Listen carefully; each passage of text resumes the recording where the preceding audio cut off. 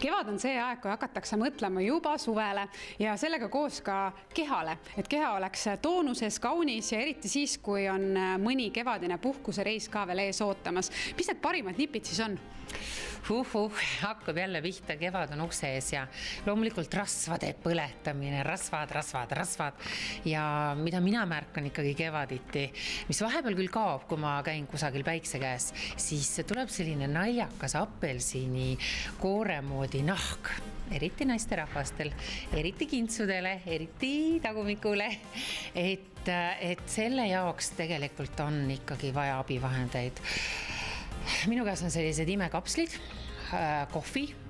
kohviga, rohelise kohvi oaga ja selle teema on siis see, et neid süües ta ikkagi lõhustab neid rasvu ja teeb selle ihu ehk siis meie naha pisut pehmemaks ja siledamaks. Ja mina arvan küll, et okei, ma käin duši all ja õõrun ja kraabin igasuguste asjadega ja käin tihti massaažis ja nii edasi, aga paljud asjad hakkavad ikkagi seestpoolt, et seda tuleks toetada ja nende kohvikapslitega olen ma seda saavutanud.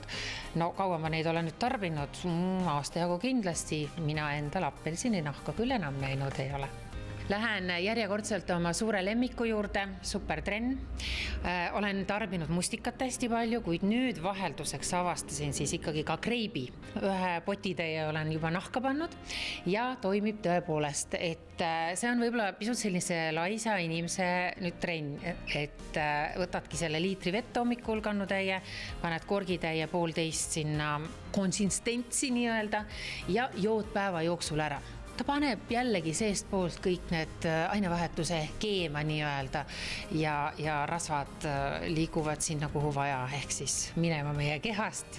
Ja teate, mis kõige olulisem ikkagi nende asjade juures minu jaoks on, nad maitsevad hästi. Et siin peabki seda jälgima, et ei tarbiks üle kõike mõõdukalt, aga see toimib. Anu, aga sulle meeldib ju ennast ikkagi ka kreemitada, et seestpoolt, aga mida sa väljastpoolt kasutad, mis need sinu lemmikud on?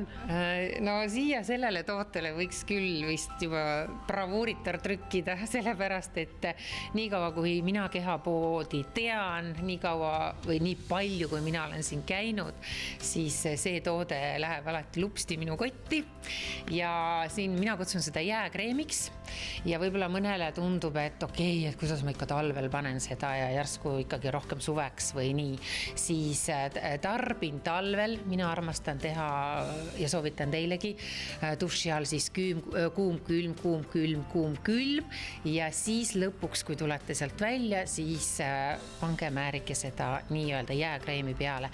Teil ei hakka sugugi külm, et minul pigem tekib selline tunne nagu sipelgad paneksid üles alla mööda minu keha. See ei kesta kaua, aga ta annab sellise särtsaka tunde ja mina saan hommikuti energiat sellest ja no kuulge, halloo, no vaadake mind, no ma ei tea, ma ei ole eriline trennilõvi või jõusaalis rassija, et jah, jalutamas ma armastan käia ja natukene võib-olla sörki ka teha, aga mina ütlen, et see kreem on ikkagi teinud jällegi pisut laisa inimesega imet.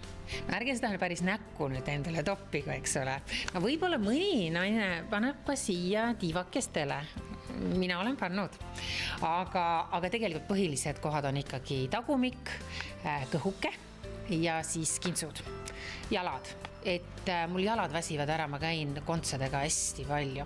Ja teate, mis ma olen teinud? Ma olen läinud ikkagi õhtul koju ja peale duši all käimist ma lihtsalt panen paksult isegi jalad varvastest kuni siis siia tagumiku piirkonnani õõrun sisse. Ta kuidagi rahustab.